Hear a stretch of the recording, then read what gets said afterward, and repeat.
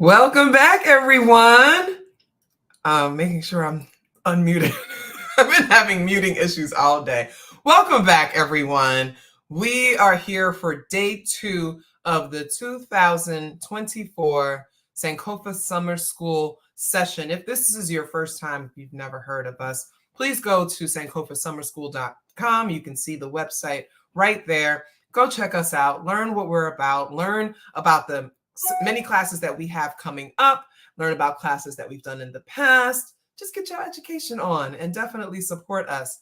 I'm very excited today to bring to you someone that I've known for many, many, many years, an incredibly brilliant woman who is going to talk about a topic that is so important to us, but I don't think we're talking enough about as people of the African diaspora, particularly those of us that are living in Western nations like the United States.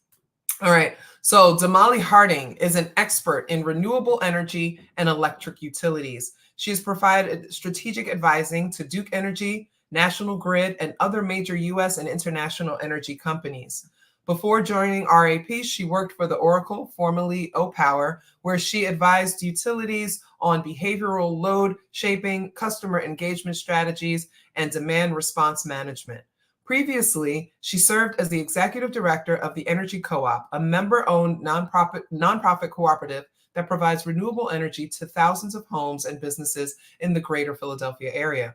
She remains on the board of the cooperative. Damali has also served as the commercial director for Enviva LP, the world's largest producer of industrial biomass to create clean, renewable energy. She's also worked for IBM Global Business Management Services and Deloitte Consulting as a strategy consultant focusing on operations.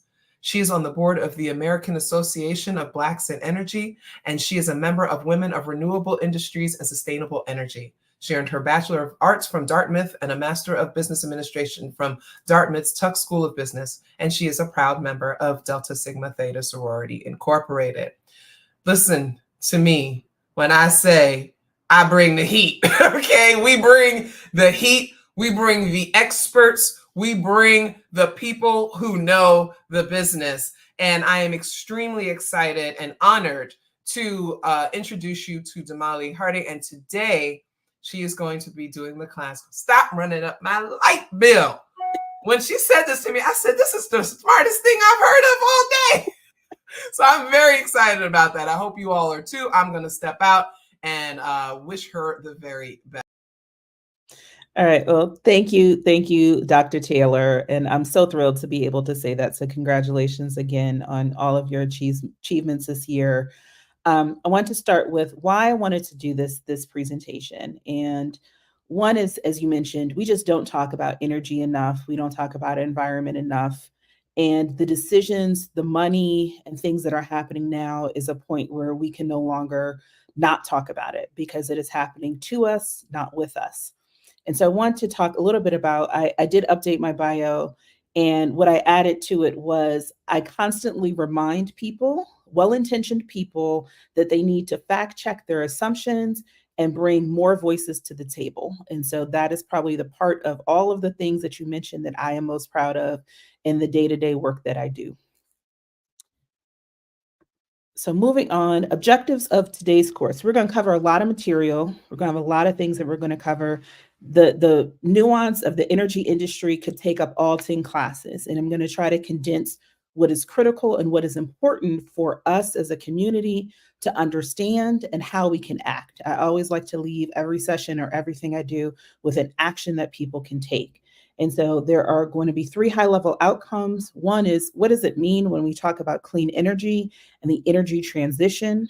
What is energy policy and how does it apply to us and how we can use that as leverage in our communities to demand access? And then lastly, again, as I mentioned, the steps that you can actually take to get involved. And so just moving to our agenda. So we're going to start with background. I always like to level set where we are, where we're going. What does it mean when I say energy justice? If you hear other people talk about it, it's a common term that's used now that may not be understood by everybody.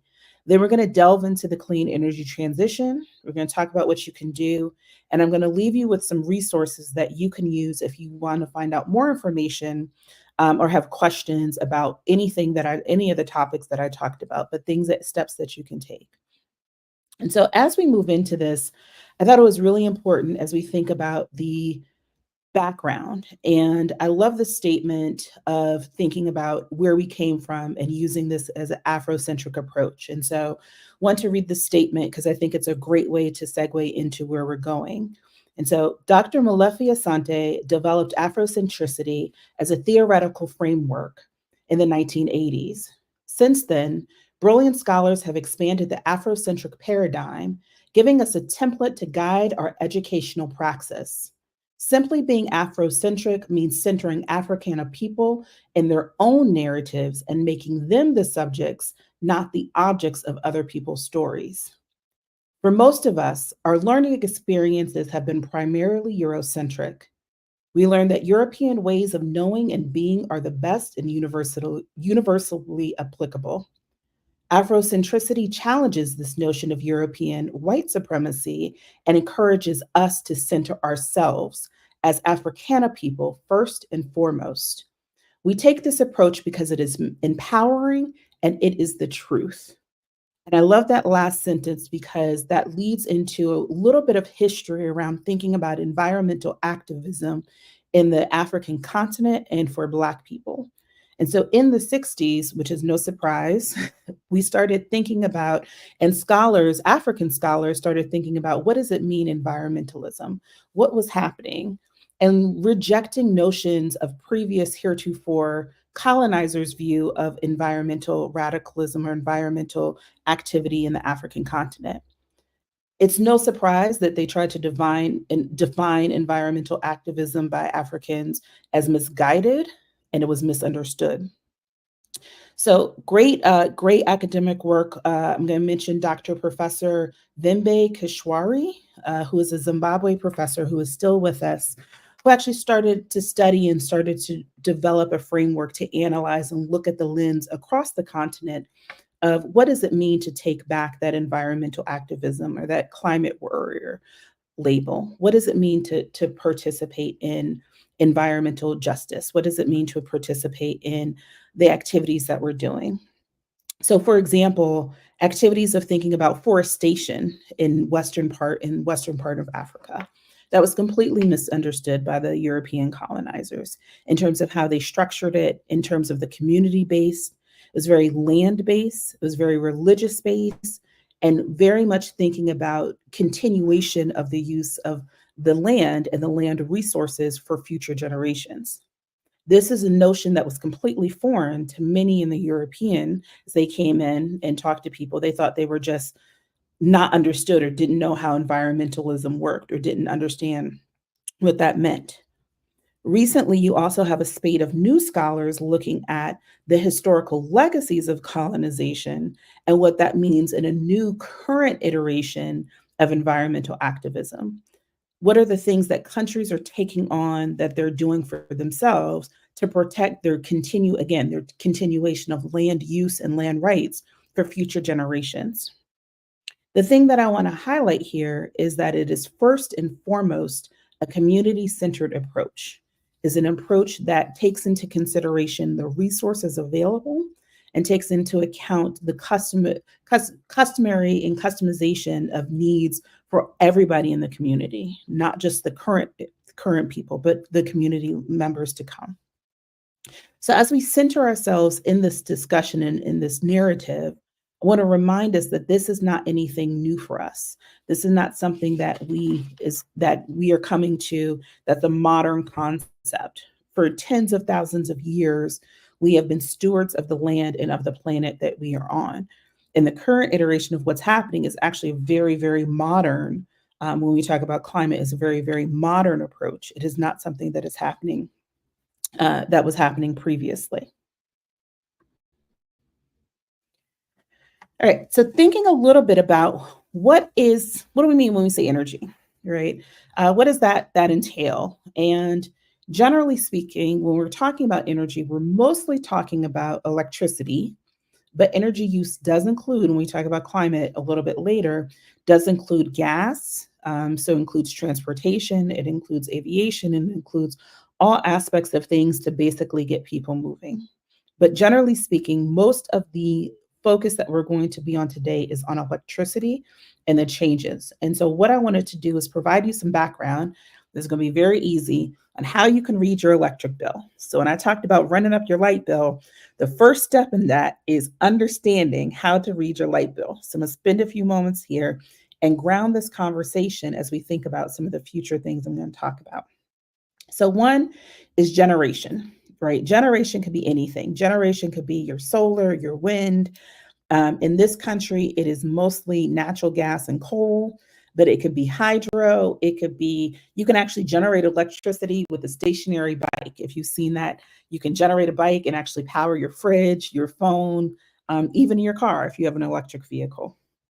That is generation. You'll see those charges on your bill as generation, and they can come from your local utility, which most people get it from. But in certain states, you can buy it from your neighbor or anybody else. Then you'll see transmission. So in the middle, don't worry about the transformer, you'll see transmission. Those are those high-speed power lines. As you're driving down the highway, you see them all the time, dotted across the country. There's thousands of lines. When we talk about the grid, that's generally what we are talking about. We are talking about those high-speed transmission lines that are going down the road as you're traveling, as you're driving, that you'll see. Now you'll notice them.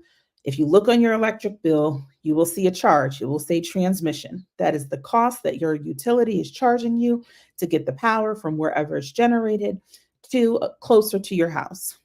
And then the last thing you'll see as it comes to your house is distribution. So those are the three parts of the value chain: generation, transmission, and distribution. And distribution is that last point of contact. If you look outside right now and you have an electricity pole, that is distribution. And your electric company is charging you for moving those electrons from that pole to your house. And so as a matter, it's just a consumption-based charge. There are fixed rates. So the more that you use, the more that you pay.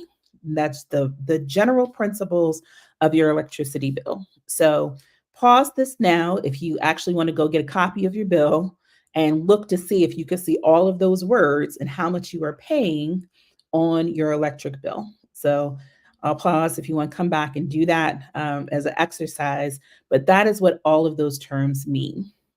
Now, why is this important? This is important for a couple of reasons. One is that this business model hasn't changed in well over 100 years. It was the late 1800s when we first had, with Con Edison, our first big utility company. Unsurprisingly, all these utility companies started in the cities.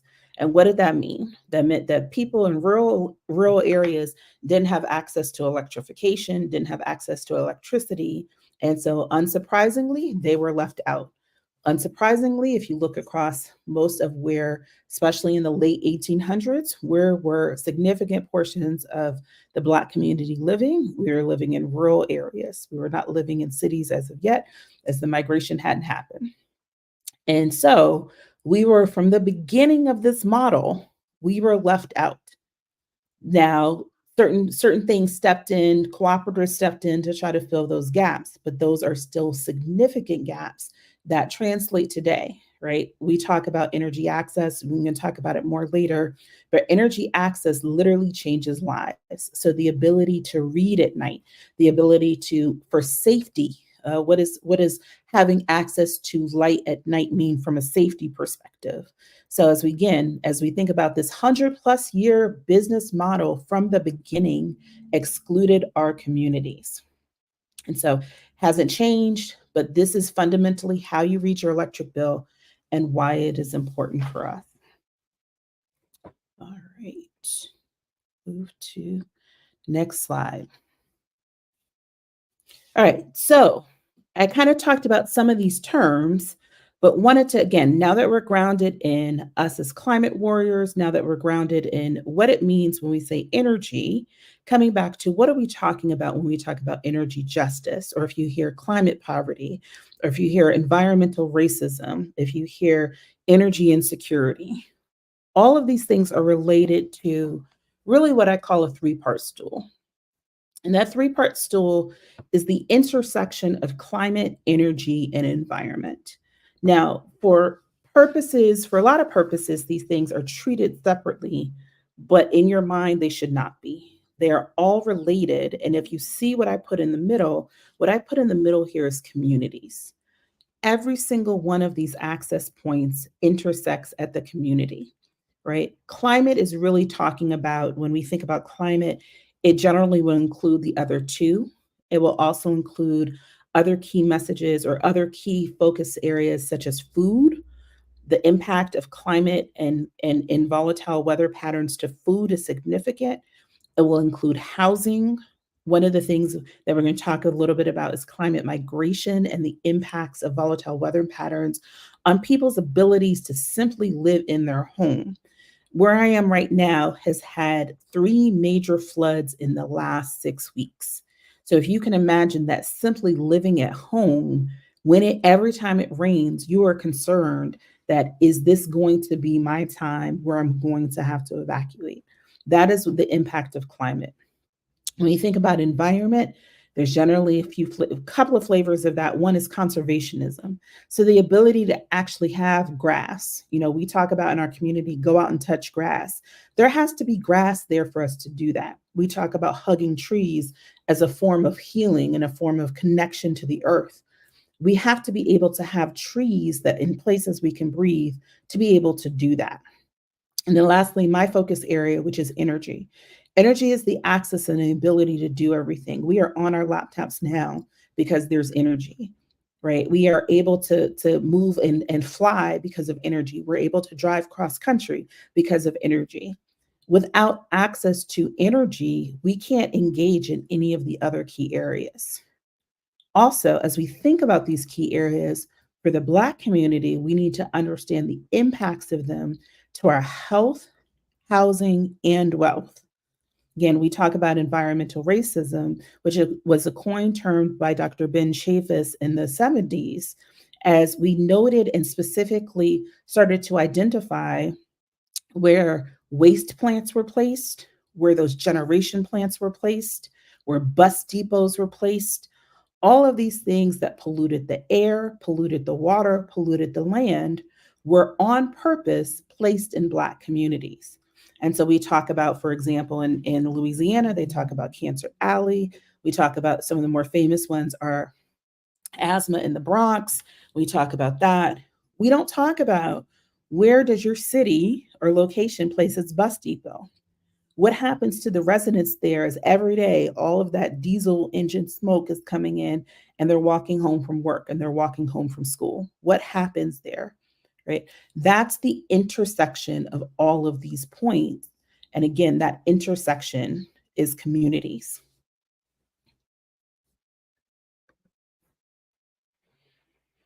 All right, so moving on. So just want to reiterate again that intersection. So we are now at climate, environmentalism, and energy justice.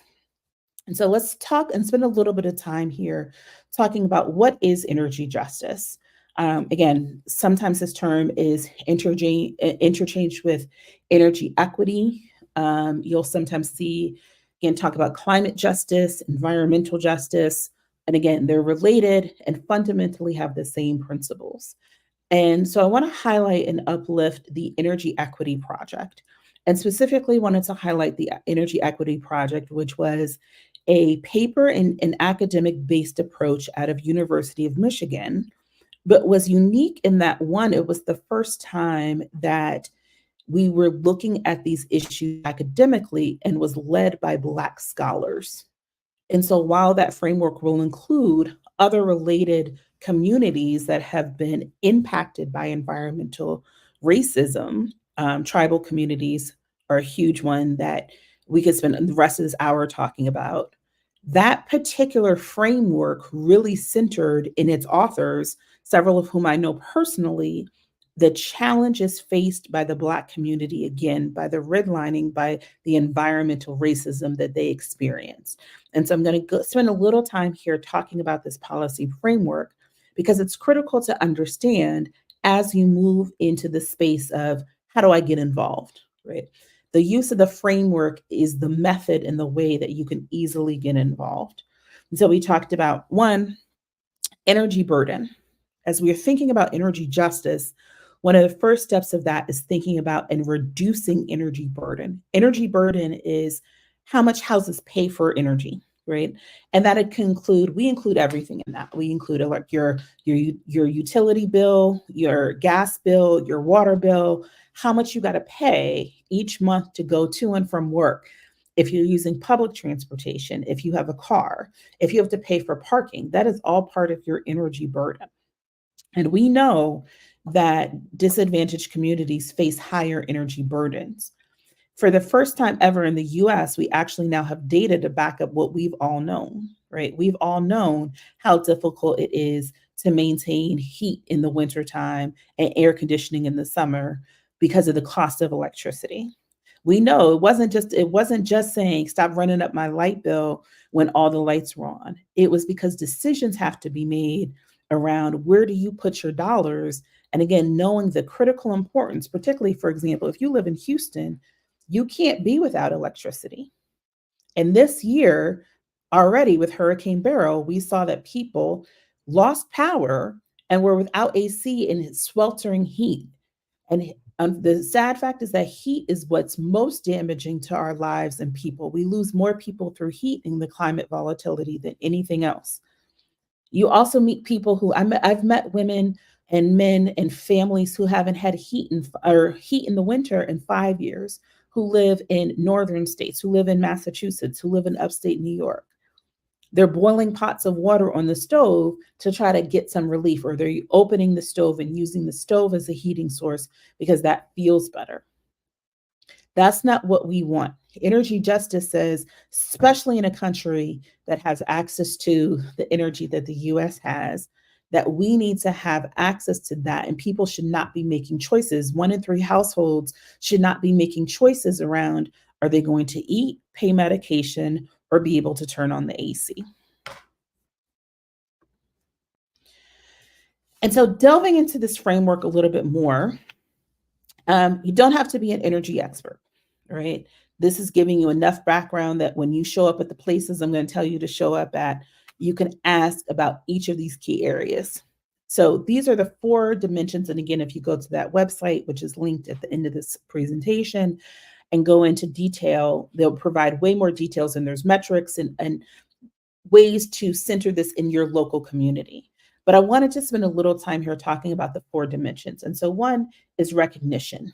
And this is one, a historical recognition of wrongs that have been done. So again, I talked about Cancer Alley in Louisiana, a recognition of that. 2, it's identification, security, and then the dollar amount and affordability, right? Affordability does not mean that you have the money, but you can only pay 1 bill. Affordability means that you feel safe and secure in your ability to pay your energy bills at the end of every month. The next one is critical. The next one is one that we don't think about, but it's procedural. I'm going to spend a little bit of time later in the presentation talking about the decision makers and who makes these decisions. But fundamentally, it is a complicated, complex process. And in certain states, to even intervene, you have to be registered and certified, and they get paid. So understanding what that means as a community member and everyday citizen, how can I get involved, is critical. But specifically, they talk about who has a seat at the table and who can access those procedures from this energy framework.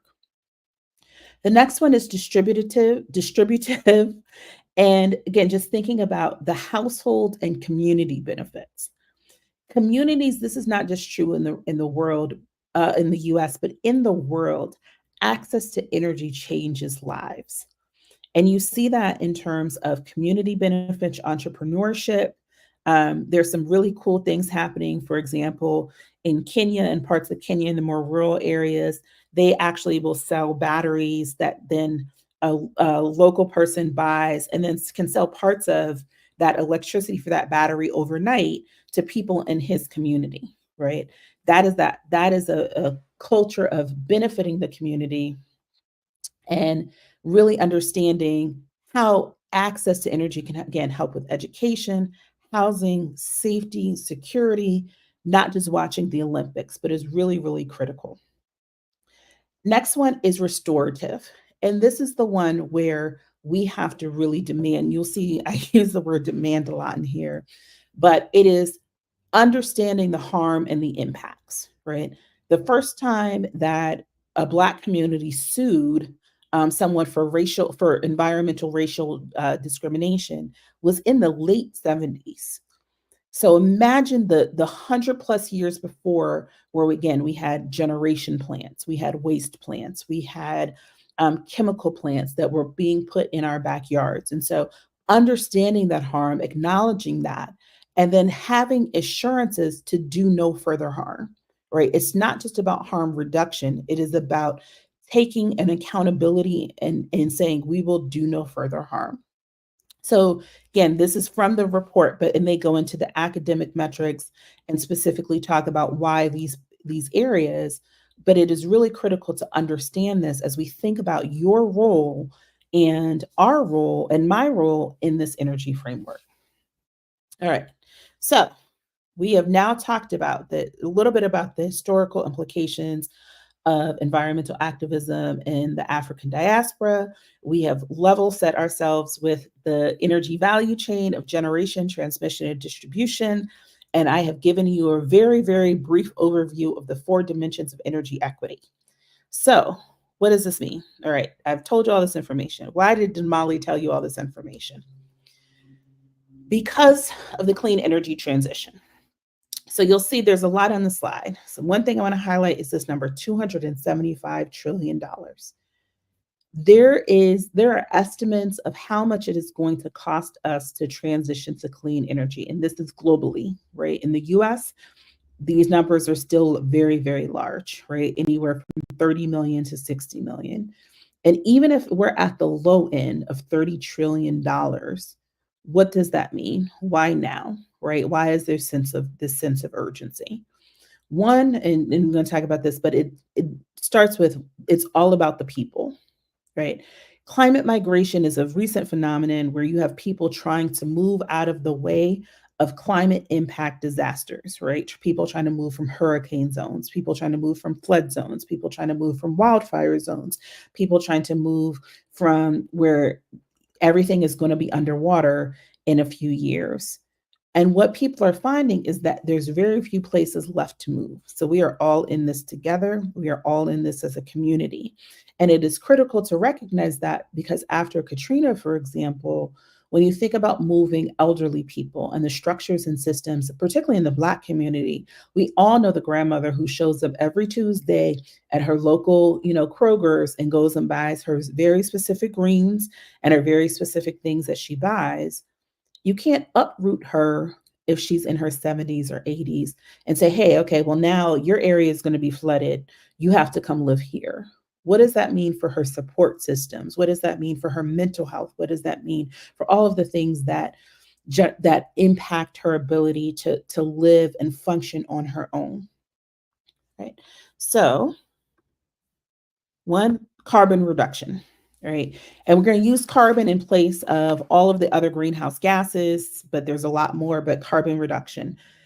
We know that climate means that the world is heating up. The glaciers are melting, hotter water. Last year was the hottest year for the Atlantic, which is why we are seeing the max of hurricanes now.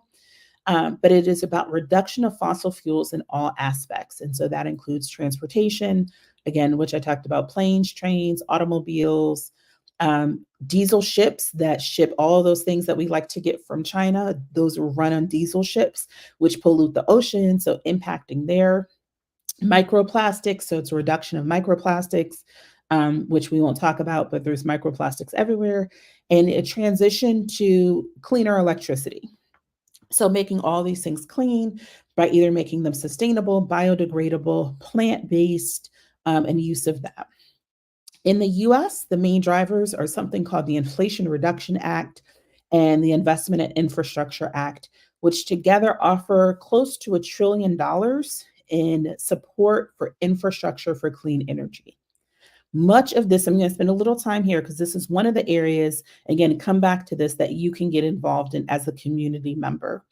Much of this is going to big projects. Much of this is also in the form of tax credits, which benefit a select few.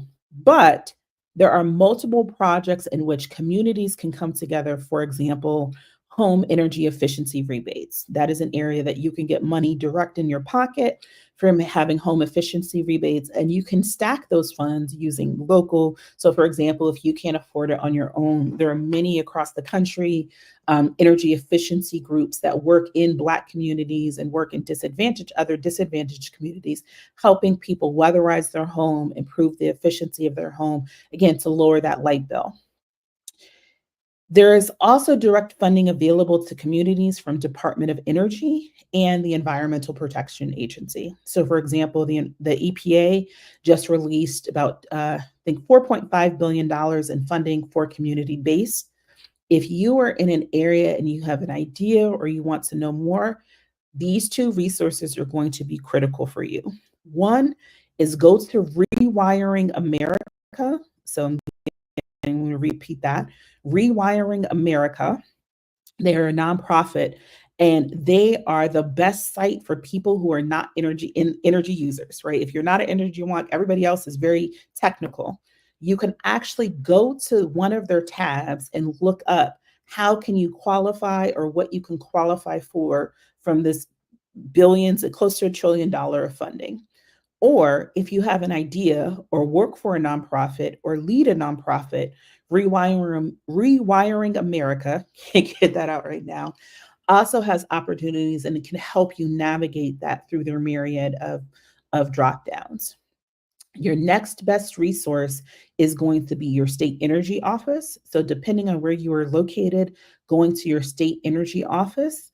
And then your next best resource, which I've put in the resource tab as well, is going to be the Department of Energy's Office of Energy Justice and Equity, which, again, understanding that that office used to be called Economic Impact and Minority investment. And so having the ability to come in under an administration and bring in Black leadership who specifically said, no, we actually need to account for, and we need to measure, and we need to have specific policies that impact energy equity.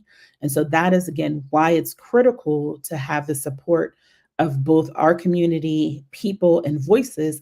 And that was done with direct feedback from community members to say what is actually applicable to you, what is actually necessary for you. So again, Rewiring America, and then the Department of Energy's Office of Energy Justice and Equity, and then also your local state energy office. All right. Again, I know it's a lot of information. So who is making these decisions? All right. So again, I talked about a lot of these decisions are being made. For example, all of that money, that close to $1 trillion in climate money was made with multiple agreements between legislatures and signed into an administration. So this is why administrations are critical, is because those are the people that divvy out this funding. Those are the people that are holding themselves accountable, and they are measuring themselves. If you actually go to I work with DOE all the time. They actually, in order to qualify, you have to show community benefits. And the community benefits are not just like, yeah, we gave out the money. The community benefits are looking at what impact to life changes did you have? All right, so that's number one, who's making these decisions. Executive administration, so that's the president, signed into by executive order something called Justice 40, which says that 40% of all those funding has to go to community-based organizations, disadvantaged communities. That includes the Black community. It does include other communities like rural communities, senior communities, but there is money that must be held accountable for us. Next, at the state level, governors. Governors have a lot of power in terms of what they implement, what they look for, what they are able to do, and how that impacts your community. The one I'm going to spend a little bit of time in is your state utility commissions. If you have ever wondered who sets the rates on your utility bill, if it is not a rural or municipality, it is a state utility commissioner. And why that is so critical is because if you live in a state where there is no incentive for that commissioner or that commission to look at equity, to look at rates, to look at affordability, they will just be able to be bought by the lobbyist. Right? They will just, in some states, some commissioners are not required to talk about their donations and they could be bought. I'm going to talk about states where they are elected and how that is an immediate. If you live in one of those states, please go find out who your state commissioners are and when the next election is for them. But we talk about legally binding people. And then last, I want to talk about something, community advocates. And I use this term on the slide specifically in quotation marks. There are a large number of well-funded nonprofits, NRDC, Sierra Club, Nature Conservatory, World Wildlife Fund, that have a lot of money that claim to be community advocates and claim to represent local communities that have no idea who we are. They sit in their offices, they sit and they go to one side of the community and not the other. They sit in echo chambers and talk to each other. And if you remember what part of my bio, I said I remind well-intentioned people that their assumptions are not fact-based. So much of what I do is sit in those rooms and tell people this is not the community. If you are trying to reach the Black community, Dr. Taylor talked about I'm a Delta, and you're not going to the Deltas, the AKAs, the Black church, the barbershops, I'm from DC. So if you're not at the carryout, you are not reaching the Black community. If you do not understand the critical importance of speaking to certain groups, you are not in the Black community. And so these community advocates, and I say it's discreet and dark money because they're very well funded and they have the ability to give those funds out. But who are they giving those funds out to? Right? The people who show up at the meetings. We don't even know the meetings exist. So that is one of the action items. Again, we're going to talk about that at the end for you to take. Those advocates are also sitting with the state commissions, right? They are going to the state commissioners. They are going to the governor's offices. They are going to the state legislatures, right? And much of this is driven by your state. Like there's a lot happening at the federal, but much of this is driven at the state level. And they are claiming to represent your interest. So they are claiming, well, the community wants this, but they haven't talked to the community. And so making sure that you know this and are aware of this, again, one of the key takeaways, if nothing else, know your state utility commissioners and know and show up at least at one of these meetings. And again, there are a number of these groups. I've named a few. You can Google. They are across the entire country. There's not a single state that these large, very large groups are not in. All right. So again, I know this is a lot of information. All right, so what are the opportunities now for you to get involved, for you and your community? And these are a few people and places that I trust and I know, and I could have listed this whole slide, but one, I love if you are a younger person, especially Black girl environmentalist, Wawa is doing it. She publishes jobs. So if you want to get your climate, she calls it getting your climate bag. She publishes jobs. We are hosting an intern. She has ability to learn more information. She's a good point of contact if you want to figure out how to spiderweb and see who she's following and posting and reposting. Great one. We talked about, I'm on the board of American Association of Blacks in Energy. We are actually starting to release our strategic approach around climate and transition. If you call us up, we will come to your community. We have chapters across the country. We will come to your community and do a presentation on the IRA and what that means specifically for the Black community. That's in depth. The Chisholm Project is another one. They have really good funding. They actually just did a promotion where you could create a song and rap a song and about climate environment, and the top prize was $10,000. So if you want something where you can make a little money, if you could sing, pay attention to that. I specifically also want to talk about Green Leadership Trust. Even though it is not a Black organization, what Green Leadership Trust is an organization of people of the global majority who sit on boards and who demand transparency in terms of, again, that dark money I talked about. How many Black people do you have? How many of those Black people are in leadership positions, right? And so they actually, in light of also supporting each other on boards and opportunities, if that's something you're interested in, demand accountability and transparency. And it's so bad for some of these organizations, they refuse to participate. So Green Leadership Trust, I love them. They also highlight, it's a great way if you want to figure out who some of the elders are in this space that can help you figure out, how do we navigate this? How do we do this? It is very well connected in terms of the elders in this space. Other opportunities you have, apply for that IRA and that IIJ funding. If you're not sure how, again, start with your state energy office. There's also a philanthropic movement called Invest in America that has gotten money to help communities actually be able to, because if you're a community member, maybe your nonprofit is in housing, so you know you need some of this money, you don't know how to start. Reach out to Invest in either Rewiring America or Invest in Our Future. Sorry, I said Invest in America, but I meant Invest in Our Future, and they can help you with that. Also, DOE and EPA have public participation offices that are simply designed to engage and connect with people on a level. So again, if you're a housing advocate, a food advocate, an education advocate, and this is something that you want to get involved in, please reach out to them. Don't feel like they're not going to turn you away. I promise. I talk to these people every day. They want more. And then lastly, again, with that J40 initiative, there's so many opportunities for entrepreneurship. So an entrepreneurship in the energy space is broad. It could be everything from tree trimming to data collection. If you're a techie, if you are into AI at all, if you're into, even if you're just an accountant, and you have an accountant firm, they need all of this because it counts for them, right?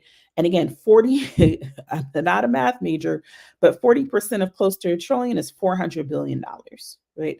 That is money that we can use. That is money that we can take. And again, it has to specifically be earmarked. It is not the same as what previous programs where people were able to take advantage of. It is specifically earmarked for disadvantaged communities. All right, we are starting the wrap up. Key takeaways. All right, so access to affordable energy is a right. Everybody is, especially if you are in the United States. There is absolutely no reason. There are certain parts of the world where capacity means they just don't have enough energy. That is not the case in the United States, right? So it is a right, demand it. So show up at your Public Utility Commission hearings. If you are interested, show up and figure out where they are. We own our seats at the table. Show up at those Sierra Club meetings, at those NRDC meetings, at the Nature Conservatory meetings, at the Audubon Society meetings. And I know Dr. Taylor could probably tell you a little bit about the racist history of the John Audubon Society. They have meetings. Show up there and say, what are you doing for our community? Right. Again, know who your Public Utility Service Commission is. If you live in a state, and sorry, I had the states on here. But if you live in, I'm going to try to remember, Georgia, Mississippi, Alabama, Oklahoma, Arizona, Montana, North Dakota, South Dakota, Nebraska, and I'm forgetting one, you can elect your commissioner.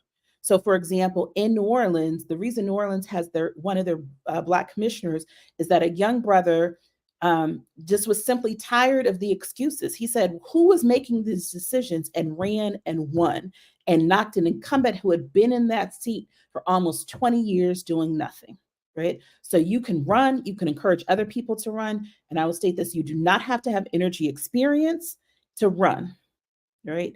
We will train you. There's a group of folks we will come and help you. Do not have to have energy experience to run. Next is ask your local advocacy group. So when you show up at that Nature Conservatory meeting, ask them what's being built. What's being built next door? What gas plants are being built? What waste plants are being built? Where are they going? What does that mean for the community? Who is looking at health outcomes? Who is looking at impacts to education, right? And demand that they come to you, and demand that they come with money, right? And again, I talked about, I said they're discreet and dark money. They are well funded. So when they show up in your community, demand that. And part of why I'm saying this is that traditionally it has not been our traditional organizations, right? NAACP just got their first energy person a few years ago, quite frankly, in light of a scandal. Urban League just had their very first energy legislative policy session this year, right? So our traditional organizations, sadly, are behind the eight ball, right? They're not here. They're not making the seats. So let's, one, empower those organizations to show up, but also make sure that we are showing up and saying, you cannot make your well-intentioned assumptions about us. So with that, here are some resources. And again, this is very, very light. So feel free to, I did have this on slide. Feel free to reach out to me directly if you have questions. I'm on LinkedIn, available that way. It's pretty easy to find me and find how to contact me. Know your state commissions, right? That's the first thing, right? Go to Google. I didn't talk about your consumer advocate, but in theory, if you have a question or if you feel like your community, again, if you're a housing advocate, if you're education advocate and you feel like your community is not being seen, every single state has a customer or a consumer advocate. Sometimes it's called the Office of People's Counsel. Sometimes it's called the customer advocate. But if you go to Google and type in Public Service Commission or consumer advocate or customer advocate in your state, it will pull up that website for you and demand that those people do what they're supposed to do, which is represent your community in these spaces. Again, here's the link for the Energy Equity Project. And again, last, the link of Department of Office of Energy, Justice, and Equity, because Shalonda has now moved on, but she has left a legacy in that office of accountability and transparency in that work. And so with that, I just, again, want to say thank you to Dr. Taylor for this opportunity. I have an obvious passion and enthusiasm for this. But if there are questions, feel free to include them in the chat. Again, you are happy to have one-on-one discussions or direct you to the right people if it's something in a particular state or location that you have questions about. But happy to be a continued resource for us, because as I said, we have been doing this from the beginning. We are not new to this. I love this so much. Thank you. I'm sitting here I'm nodding along. I'm like sharing stuff, letting people know, I was thinking about that part where you said, about the state commission. I was like, oh, I don't know who that is, right? And I imagine that a number of people that are, watching this and going to see this also don't know. And so you really dropped some key, so much important information. And I love that you gave people takeaways. I love that you gave people some action items, like here's what you can do, here's how you can get involved. And that's what we need if we're going to change this world, if we're going to save this planet, if we're going to do the heavy lifting that our people have always done. And I'm going to include my indigenous and my Latin and my Asian folks as well. Like, we've been carrying this, okay, for millennia. If we're going to do that, right? Like, if we're going to do that, we need to know where to go. And you provided such amazing insight and thoughtfulness to this. And we really appreciate your expertise here in Sankofa Summer School. She's something that we say, yes, I have a lot to learn. Thank you so much for this session. And that's really what it's about. Thank you so much, Randy, for weighing in. That's really what it's about. We're just trying to give people some education and give people some knowledge, give you things to think about. And that's great. As Damali said, you can reach out to her on LinkedIn. You can find her and search her name. You can find her. All of our instructors can come back and check the comments, because we know people will watch this after the fact. They can come and they can respond. And that's wonderful. Thank you so much again for doing this. I really appreciate you. And we love you. And I'm going to send you backstage. This is class 2 of 10 for this year. We hope that you all tune in for the rest of our classes. Again, you can go to sankofasummerschool.com, read about the upcoming classes. We have it, if you click where it says 2024 session, we have full descriptions of all the classes coming up, hit that register button, go ahead and sign up. And you will get all the information and access, or you can just come back to our channel and check us out.